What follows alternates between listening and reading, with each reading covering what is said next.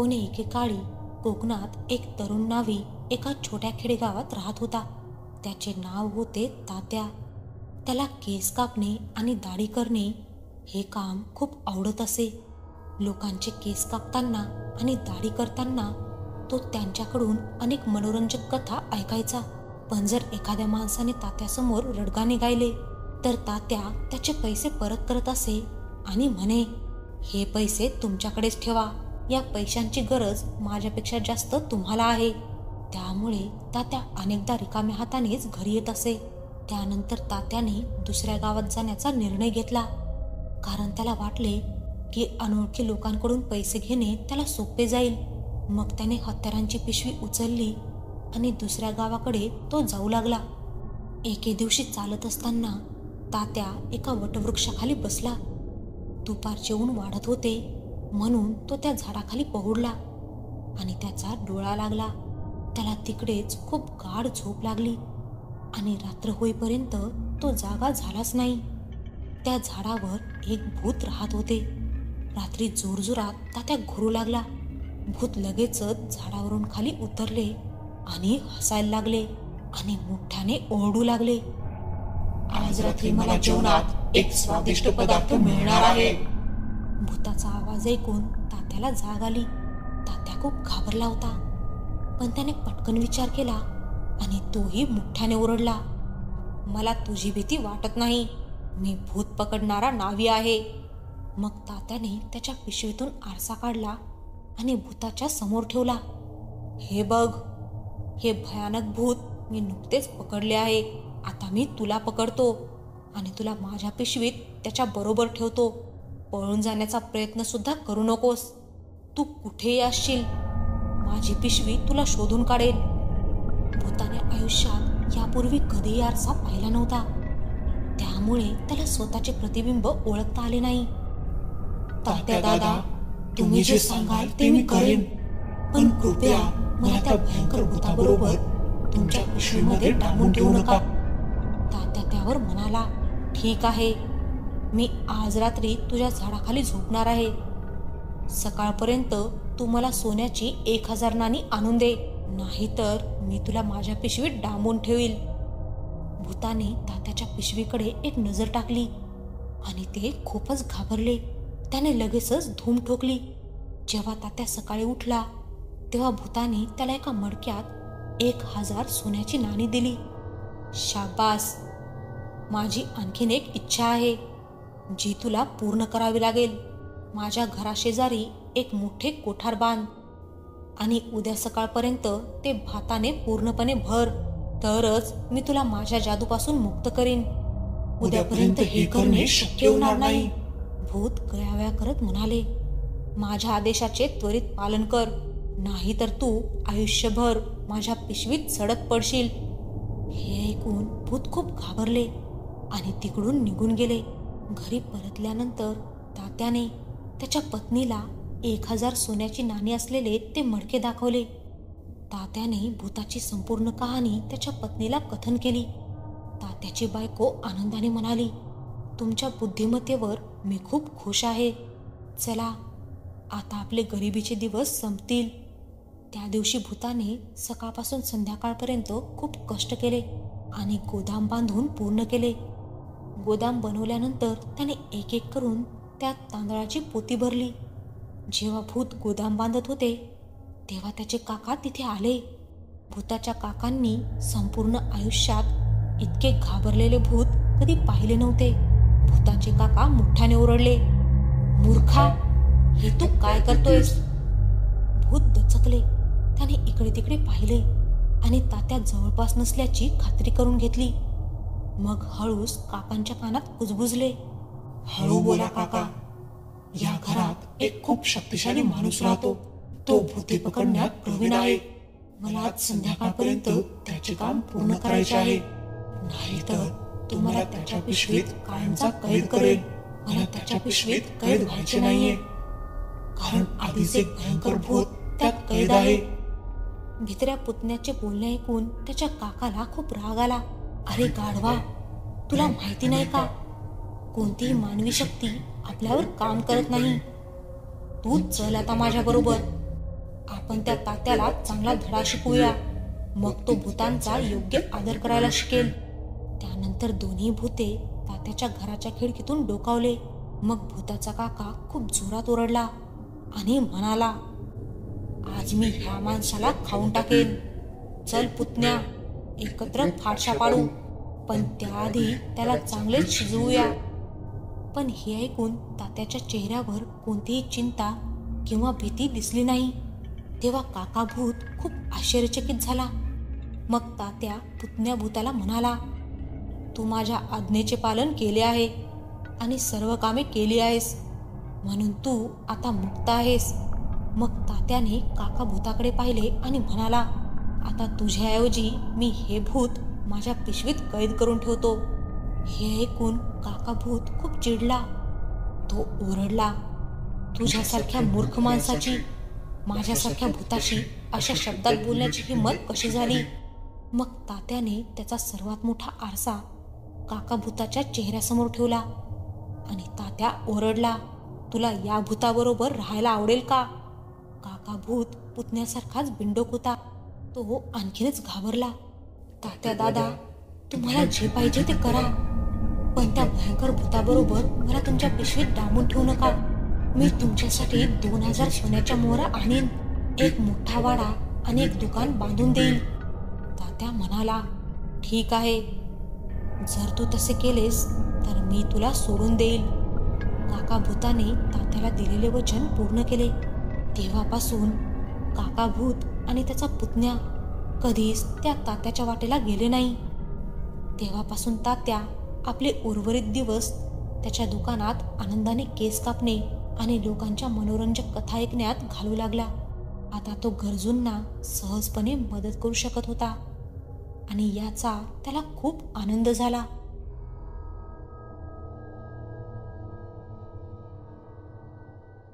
संध्याकाळी 6 वाजण्याचा सुमार असावा.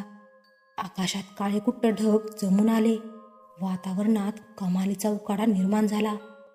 समोरील खोल दरीमध्ये तुफानी वादळ वरच्या टेकडीच्या बाजूस सरकत होते. परागने आपल्या स्विफ्टचा वेग कमी केला. त्याच्यासोबत प्रियंका, त्याची पत्नी होती. ते घाट उतरत होते. दोघे फिरण्यासाठी थंड हवेच्या ठिकाणी पंचगणीला सहलीसाठी आले होते. नंतर ते महाबळेश्वरच्या दिशेने निघाले होते. त्यांना वादळाने आणि पावसाने घाटाच्या मध्यावरच गाठले. वाऱ्याचा तुफानी वेग होता. नाईलाजास्तव गाडीच्या काचा बंद कराव्या लागल्या. वादळामुळे समोरचे काही दिसत नव्हते. परागने गाडी थोडीशी बाजूला थांबवली. त्याचबरोबर पावसाची रपरप सुरू झाली. थोड्याच वेळात धुमसार पाऊस सुरू झाला. या पावसात गाडी वाहून जाते की काय असं त्यांना वाटत होतं. गाडीच्या छतावर पावसाचा लयबद्ध आवाज येत होता. पावसाचा एवढा जोर होता की आजूबाजूचं आणि समोरचं काहीही दिसत नव्हतं. वाऱ्याच्या वेगाने गाडी हलत होती. प्रियंकाला भीती वाटत होती. अगं, एवढी काय घाबरतेस? आपली गाडी बाजूला उभी आहे.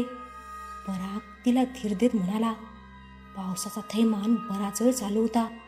हळूहळू अंधार पडायला लागला. मला वाटतं आपल्याला निघायला हवं. किती वेळ आपण याच जागेवर थांबणार? परागने गाडी चालू केली आणि हळूहळू पुढे नेण्यास सुरुवात केली. ते किती वेळ गाडीत होते कदाचित त्यांनाही अंदाज नव्हता. आता रात्रीचे 9 वाजलेत. आपण कोणत्या तरी हॉटेलमध्ये उतरूया आणि जेवण करू. नंतर ठरवूया पुढे काय करायचं ते. प्रियंकाने प्रस्ताव मांडला. घाट उतरून गाडी सपाटीला लागली. पावसाचा जोर आता कमी झाला. एका मोठ्या वळणावर अचानकच त्यांची गाडी बंद पडली. परागने गाडी चालू करण्याचा प्रयत्न केला, पण गाडीने कुरकुर केली. यावरून अंदाज निघाला की गाडी आता चालू होणे शक्य नाही. पराग गाडीतून खाली उतरला. इंजिनजवळील लाईट लावली. बोनेट उघडले. रेडिएटरमधील पाणी संपले होते. इंजिनमधून वाफा बाहेर पडत होत्या. आता काही वेळ थांबावं लागणार हा विचार करून प्रियंका खाली उतरली आणि शेजारील दगडी कठड्यावर बसली. गाडीतील लाईट बराच वेळ चालू होती. काही वेळातच लाईटही बंद पडली. आजूबाजूला झाडी गच्च भरलेली होती. पावसाने रस्ता ओलाचिंब झाला होता. कडेच्या किर्र झाडीतून रातकिड्यांचा कर्कश आवाज येत होता. आकाशात अजूनही ढग रेंगाळत होते. ढगांच्या आडून चंद्राचं अस्तित्व जाणवत होतं. झाडीत इकडे तिकडे काजव्यांची हिरवट लाईट दिसत होती. तो रस्ता पूर्णपणे सामसूम होता. कोणतीच गाडी येताना किंवा जाताना दिसत नव्हती. पाऊस पडून गेल्याने गार हवा अंगाला झोंबत होती. दोघांनाही भूक लागली. बॅगेमधील वेफर्स, चिवडा सर्व काही संपलं होतं. गाडीच्या डिक्कीतील गॅनेलमधील पाणी संपलं होतं. रेडिएटरमध्ये पाणी कुठून टाकणार हा प्रश्न प्रियंकाने विचारल्यावर पराग म्हणाला, तू इथेच थांब, मी जवळपास कुठे पाणी मिळते का ते पाहतो. मी इथे एकटी नाही थांबत, मी पण सोबत येते. प्रियंका घाबरलेली होती. परागने डिक्कीतून पाण्याची गॅलन बाहेर काढली. दोघेही रस्त्याने चालू लागले. सर्व बाजूने अंधाराचे साम्राज्य होते. रातकिड्यांचा कर्कश आवाज सहन होत नव्हता. मधूनच पानांचा सळसळ आवाज लक्ष वेधून घेत होता. जवळपास कोणीतरी आहे अशी चाहूल मनाला जाणवत होती. तोच प्रियंका म्हणाली, मला मगापासून जाणवत आहे आपल्या आसपास कुणीतरी आहे, पण अंधारात कुणी दिसत नाहीये. चंद्राचा प्रकाश म्हणावा तसा नाहीये. चल ग आता, यावेळी इथे कोण कडमडायला येते. तुला कसला तरी भ्रम होत असेल. समोरच्या एका लहानशा वळणावर दगडाच्या छोट्या तालीवरून पाणी खाली पडतानाचा आवाज दोघांनाही आला. तो कानोसा घेत तलीजवळ दोघेही गेले. ती ताल कमरे एवढी उंच होती. पाणी खळखळ वाहत होते. परागने पटकन गॅलन पाण्याच्या प्रवाहाखाली पकडले. अरे, गॅलन भरली. चल, आता निघायला काहीच हरकत नाहीये, प्रियंका म्हणाली. दोघेही झपाझप रस्त्याने चालू लागले. बोलता बोलता ते गाडीजवळ आले. परागने बोनेट ओपन केलं. रेडिएटरमध्ये पाणी ओतलं. आता आकाशातील ढग कमी झाले. चंद्राचा प्रकाश चांगलाच पडला होता. दोघेही गाडीत बसले. उतारच होता. परागने क्लच दाबला. गाडी पुढे सरकली. गिअर टाकल्याने गाडी चालू झाली. पुन्हा त्यांचा प्रवास सुरू झाला. रात्रीचे 10 वाजायला आले. रिमझिम पाऊस चालूच होता. दोघांच्या पोटात कावळे ओरडत होते. तोच समोर चौक आला. त्या चौकात बोर्डही दिसत नव्हता. रात्रीच्या वेळी कोणत्या दिशेने जायचे हेही समजत नव्हते. परागने गाडी थांबवली. आजूबाजूचे वातावरण एकदम शांत होते. अगदी खिळा जरी रस्त्यात पडला तरी त्याचा आवाज होईल एवढी शांतता. अचानकच परागला दिसलं की एक माणूस कंदील घेऊन गाडीच्या मागून गाडीच्या दिशेने येत आहे. पराग गाडीखाली उतरला. अहो बाबा, परागने आवाज दिला. हा आवाज ऐकून तो इसम गाडीजवळ आला. त्याचा चेहरा दिसत नव्हता. त्याच्या डोक्याला पागोटे, अंगात पांढरा सदरा आणि गुडघ्यापर्यंत आवरलेलं धोतर. पायात चपला नव्हत्या. तो जागेवरच शांत उभा राहिला. बाबा, आम्हाला महाबळेश्वरला जायचं आहे. यातील कोणता रस्ता तिकडे जातो? हे ऐकून तो काहीच बोलला नाही. अगदी शांत उभा होता आणि त्यांच्या चेहऱ्याकडे पाहत होता. त्या माणसाने कंदील वर केला. दोघांच्याही चेहऱ्यावर प्रकाश पडला. परागला मात्र त्याचा थोडासा चेहरा दिसला. तो रंगाने काळा होता. पांढरट मिशा, ओठावरून एक दात बाहेर आला होता. त्याच्या डोळ्यात विचित्रच हावभाव क्षणापुरते जाणवले. त्याने हाताच्या खुणेने डाव्या बाजूच्या रस्त्याकडे बोट दाखवलं, पण बोलला काहीच नाही. त्या इस्माने सांगितलेल्या रस्त्याने त्यांची गाडी पुढे जाऊ लागली. काही वेळानंतर त्यांना जाणीव झाली, आपण ज्या रस्त्याने चाललो आहे तो डांबरी रस्ता केव्हाच संपला होता. हा रस्ता दगडधोंड्यांनी भरला आहे. परागच्या मनात शंका आली. महाबळेश्वरपर्यंत पक्का रस्ता आहे, मग हा रस्ता कोणता? आपण रस्ता चुकलो आहोत. त्या माणसाने आपल्याला फसवलं आहे. पराग गाडी थांबवणार तोच त्यांना समोरील झाडीत रस्त्याच्या कडेला दिवे दिसले. काही वेळातच गाडी एका कौलारू घरासमोर थांबली. पाऊसही थांबला होता. गार वारा सुटला होता. ते घर अगदी व्यवस्थित होतं. समोर पटांगण, ऐसपैस पडवी, आत 2 दरवाजे. घराच्या कुठल्या तरी कोपऱ्यातून जनावरांच्या गळ्यातील घंटांचा मंजूळ आवाज येत होता. परागने कानोसा घेतला, पण चाहूल लागत नव्हती. पराग खाली उतरला. त्याने घराच्या आवारात प्रवेश केला आणि घरातील मालकाला आवाज दिला. कोणीच प्रतिसाद दिला नाही. शेवटी परागने दार ठोठावले. तोच एक खेडवळ इसम घराच्या डाव्या बाजूच्या भिंतीच्या कडेने पडवीत आला. त्याला पाहिल्यावर ओळखल्याचा दावा केल्याच्या आवाजात पराग म्हणाला, बाबा, तुम्ही इकडे आणि एवढ्या लवकर कसे आलात? यावर तो काहीच बोलला नाही. त्याने घरात येण्यास खुणावले. तोपर्यंत प्रियंका गाडीच्या खाली उतरली होती. दोघेही त्यांच्या मागे गेले. घरातील माझखोलीच्या जिन्याने तो त्यांना वर घेऊन गेला. त्या खोलीच्या शेजारी आणखीन एक खोली होती. ती अगदी व्यवस्थित होती. बाबा, इकडे हॉटेल वगैरे नाही का? एवढी रात्र मुक्काम करायचा होता. सकाळी आम्ही आमच्या प्रवासाला निघू, पराग म्हणाला. यावरही तो काहीच बोलला नाही. फक्त खुनेने बसायला सांगितले आणि खाली निघून गेला. तो खाली जाताच काही वेळ भांड्यांचा आवाज आला. त्यावरून त्यांना जाणवत होते की जेवणाची उत्तम सोय केलेली दिसत आहे. अगदी 10 ते 15 मिनिटे झाली असतील. तोच तो इसम वर आला. त्याने त्या दोघांना खुनेनेच खाली येण्यास सांगितले. त्याचे असे वागणे दोघांना विचित्रच वाटत होते. पण दोघांच्याही पोटात कावळे ओरडून थकले होते. केव्हा एकदाचं 2 घास पोटात ढकलतो असं त्यांना झालं होतं. एकदाचे झरझर जिना उतरून दोघेही खाली गेले. समोर माझघरात ऐसपैस जागा होती. जमिनीवर चादर अंथरून पंगत तयार करून एक एक ताट ठेवलं होतं. ताटात भाकरी, भात, भाजी, चटणी, ताक वगैरे सर्व काही होतं. पाण्याचा तांब्या समोर ठेवला होता. काही वेळातच जेवणास सुरुवात झाली. त्यांना जे काही हवं नको ते तो सर्व पाहत होता. तो काहीच बोलत नव्हता. फक्त खुनेने सांगत होता. एकदाची पोटात भर पडली. त्या माणसाने त्यांना पुन्हा वरच्या खोलीत आणले.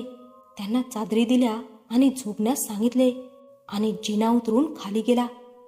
तो गेल्याची खात्री होताच पराग म्हणाला, मला आश्चर्यच वाटत आहे की आपण इथे आलो त्या अगोदरच तो माणूस आपल्याला कंदील घेऊन रस्त्यात भेटला. जेवणही लगेच तयार केलं. पण हे कोणी केलं असेल? घरात तर दुसरा कोणीच नाहीये. मग खरं काय ते पाहायला हवं. पोटात भर पडल्याने त्यांच्या मनात शंकेला जागा मिळाली. तू येथेच थांब, मी खाली पाहून येतो. काय भानगड आहे? पराग म्हणाला. तो हळूहळू चोर पावलांनी खाली गेला. माझघरात शांतता होती. पुढे स्वयंपाकखोलीत गेल्यावर त्यांना तिथे कोणी दिसलं नाही. जेवणाची ताटं स्वच्छ करून फळीवर ठेवलेली होती. एवढ्या लवकर ही भांडी कुणी धुतलेली असतील? परागला आश्चर्य वाटलं. शेजारी डाव्या बाजूला धान्याची पोती एकावर एक रचून ठेवलेली होती. उजव्या बाजूला पुन्हा एक दरवाजा दिसला. तो बंद होता. पराग चोर पावलांनी त्या दरवाजाकडे गेला आणि दरवाजाला हात लावल्याबरोबर तो उघडला. समोर पाहतो तर सपाट मैदान. अगदी 2 गुंठे जागा असावी. त्याच्या पुढल्या कोपऱ्याला एक विहीर होती. विहिरीवर रहाट बसवलेला होता. त्याची दोरी विहिरीत सोडलेली होती. आजूबाजूला लहान लहान झाडे होती. आकाश अगदी निरभ्र होते. चंद्राचा उजेड पडला होता. त्यात सर्व काही स्वच्छ दिसत होतं. परंतु तो माणूस काही दिसत नव्हता. सर्वत्र सारे काही निवांत, अगदी भयान आणि शांत होते. रात्री गार वारे सुटले होते. बाजूच्या हिरव्यागार उसाच्या शेतातून सपसप आवाज येत होता. हवेच्या झोताने पानांचा आवाज भीतीचं वातावरण निर्माण करत होता. परागला अचानकच कोणीतरी आपल्या मागे उभा आहे असं वाटलं. त्याने घरकन मागे वळून पाहिलं तर मागे प्रियंका जवळ येत म्हणाली, मला तिथे एकट्याला भीती वाटत होती. बरं, मी इथे सगळीकडे त्याला शोधलं, पण त्या माणसाचा कुठेच पत्ता नाहीये. पराग म्हणाला, मला इथे थांबणं काही बरोबर वाटत नाहीये. आपण जितक्या लवकर होईल इथून निघालो तर बरं होईल. ती अजूनही घाबरलेली होती. हो, मलाही तसंच वाटत आहे. निघूया आपण. परागने दुजरा दिला. दोघेही पटापट कारच्या दिशेने चालू लागले. पण अचानकच मागून एक आवाज आला. कोण आहेत तुम्ही? इथे काय करताय? दोघांनीही मागे वळून पाहिलं. एक साधारण 35 ते 40तला एक माणूस त्यांच्या दिशेने येत होता. तो त्याच्या वेशभूषेवरून चांगला शिकलेला सवरलेला वाटत होता. त्याच्या एका हातात टॉर्च होता आणि एका हातात काडी. परागने त्याला स्वतःबद्दल सर्व माहिती पुरवली. तसेच ते दोघे इथपर्यंत कसे आले आणि त्यानंतर काय काय घडले सर्व काही सांगितले. सर्व ऐकून घेतल्यानंतर त्याने एक सुटकेचा श्वास घेतला आणि म्हणाला, मी लक्ष्मण कदम, इथल्या जवळच्याच प्रायमरी शाळेत शिक्षक आहे. आणि तुम्ही ज्या व्यक्तीला भेटले, ज्यांच्या घरात तुम्ही आडोशाला आलात, ज्याने तुमच्या पोटापाण्याची सोय लावली, ते माझे काका दशरथ कदम. पण ते आता या जगात नाही. काय? पराग जवळजवळ किंचाळलाच. होय, बरोबर ऐकताय तुम्ही. ही एक मोठी दुःखद घटना आहे. साधारण 2 वर्षांपूर्वीची. माझे दशरथ काका खूप दिलदार माणूस, सगळ्यांना मदत करायला नेहमीच तयार. कित्येकदा अशीच काही ओळख पाळख नसतानाही रस्ता भटकलेल्या पाहुण्यांना ते सरळ घरी घेऊन येत असत आणि जेवल्याशिवाय पाठवित नसत. त्यांना मूलबाळ नव्हते. उदरनिर्वाहाकरिता वडिलोपार्जित मोठी शेती आहे. हे घर त्यांनी मोठ्या हौसेने बांधलेले. पण त्या रात्री तो अचानकच थांबला. काय झालं होतं नेमकं? यावेळेस प्रियंकाने विचारले. तेव्हाही असाच पाऊस सुरू होता आणि रात्रीच्या वेळेस 4 माणसं रस्ता बंद असल्यामुळे इथे पोहोचली आणि काकांनी त्यांना रात्रभर थांबण्याच्या विनंतीला मान देऊन त्यांच्या राहण्या खाण्याची सोय केली. पण ते चांगले लोक नव्हते. त्या रात्री काकाजवळ धान्य व्यापाऱ्यांकडून आलेली मोठी रक्कम होती, जी ते दुसऱ्या दिवशी बँकेत जमा करणार होते. त्या नराधमांनी ती रक्कमही लंपास केली आणि काका काकूंचा खूनही केला याच घरात. आम्हाला हे सकाळी समजलं. पोलीस तपास सुरू आहे, पण अद्याप कोणीच पकडले गेले नाही. आणि तेव्हापासून हे घर ओसाड पडले आहे. इथे कोणीच येत नाही. अधूनमधून आम्ही येऊन जातो. आज इथे उजेड दिसला आणि तुमची गाडी बघितली म्हणून लगेचच इकडे आलो. तर मामला असा होता. म्हणजे वाटेत भेटला तो इसम जिवंत माणूस नव्हताच मुळी. तो तर एक. पुढचा विचार येताच दोघांचाही चेहरा पांढरा फटक पडला. तोंडातून शब्दही फुटत नव्हते.